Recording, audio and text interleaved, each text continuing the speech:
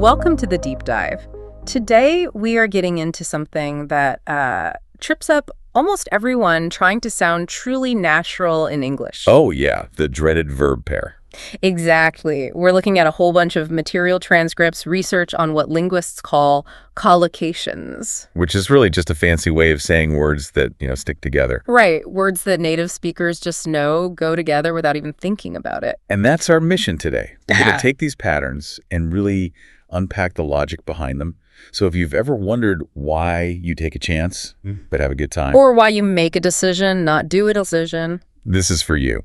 Mastering these it's the fastest shortcut to sounding fluent. And we have to kick things off with this classic story from our source material. They call it the coffee disaster story. I love this one. So picture this. It's a crazy Monday morning. I'm just desperate to, have a drink of coffee, just a quiet moment. And then the boss storms over and tells someone, Mark, you need to stop. You need to take a break right now. And that tiny little verb, change have versus take, that's where all the confusion lives. So what's the difference there? Well, to have a drink is about a personal need. It's about consumption, just, enjoying something. But to take a break, that's a deliberate action, an instruction. An action you start. Exactly. You execute it. It's not a passive experience. And that's the thing. These pairs aren't optional, are they? They're basically the foundation of the language. We're talking everything from have lunch to make a difference. And our goal isn't just to give you a long list to memorize. It's to help you understand the core rules so you can figure it out on your own. Okay, so let's unpack this. We should probably start with the two verbs that run our daily lives. Have and take. Good place to start. It's really about distinguishing between things we need or experience and actions we actively take. So have is what? For things we enjoy. Things we experience, consume, or possess. Think of it like you're possessing that moment or that thing. Right, like the examples from our sources. We have breakfast, we have lunch. You're consuming the meal. It extends beyond food, too. If you're tired, you have a rest. Or you have a chat with someone. Precisely. Yeah. In all those cases, you're undergoing the experience. It's a state you're in. Okay, so if have-e is that passive state, then take has to be the opposite. It's active. Yes, exactly. Take is all about deliberate action, effort. The sources had that great little Timmy example. Yeah, that really clarifies it. So little Timmy gets home, and he has a need. He wants to have a drink of juice. Okay, he's fulfilling a need. But then his parent says to sit down, and he politely takes a seat. Yeah. He physically performs the action. He initiates it. I think I'm getting it. So this brings me to a big one for learners. School and work stuff.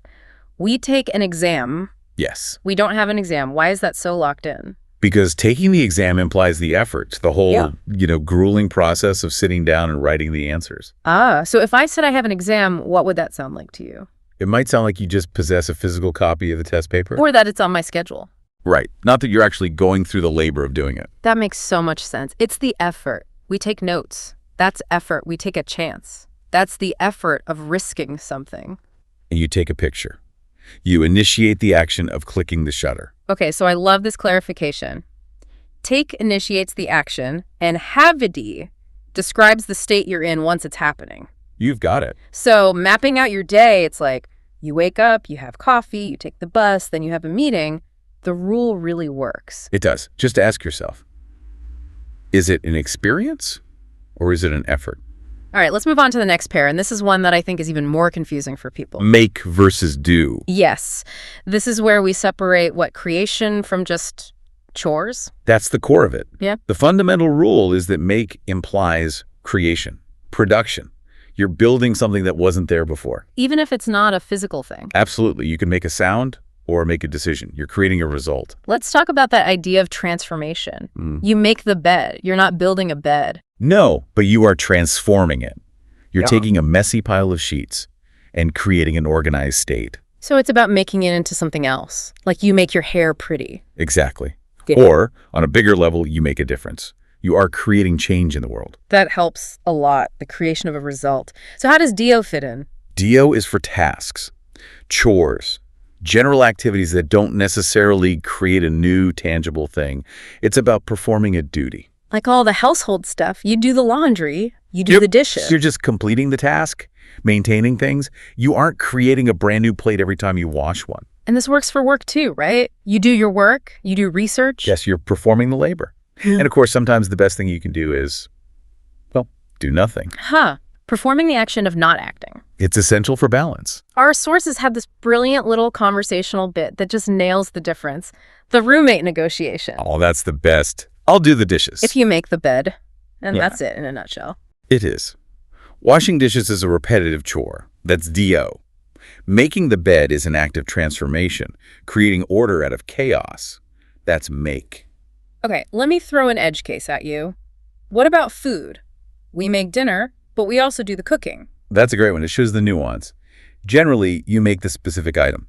You make a salad, you make a cake. Because you're creating the final product. Exactly. But if you're talking about the general activity, the process itself, you say you do the cooking. The second you name the specific dish, you switch to make. So the key isn't the effort, it's the result. You got it. If a finished product is the goal, it's make. If completing a process is the goal, it's DO. All right, we've covered states and tasks. Now for the last big group, the movement verbs. Go, come, and get D. The verbs of motion and change. Go seems pretty simple. It's about moving toward a place. It is. We go home, we go shopping, we go abroad. The destination is clear. But it's also abstract, isn't it? You can go crazy or go gray. That's the crucial next level. Goes describes moving out of your current state and into a new one. You go bald. You transition from having hair to not. You're moving away from where you started. Right. And so conceptually, comb has to be the opposite. It's about arrival, movement towards the speaker or an endpoint. We say, come here, come close. That's physical arrival. But it's also about reaching a state. Like in a race, you come first or you come last. You've arrived at your final rank. And I thought it was fascinating how this applies to endings. You know, a deep dive like this will eventually come to an end. The end is the destination we all arrive at. Or an idea doesn't go to your mind, it comes to mind.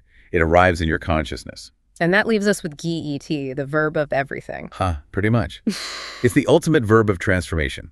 GT always signals a shift in your condition, your status, or your possessions. So give us the core examples. Okay, you get a job. Your status changes from unemployed to employed. You get started on homework.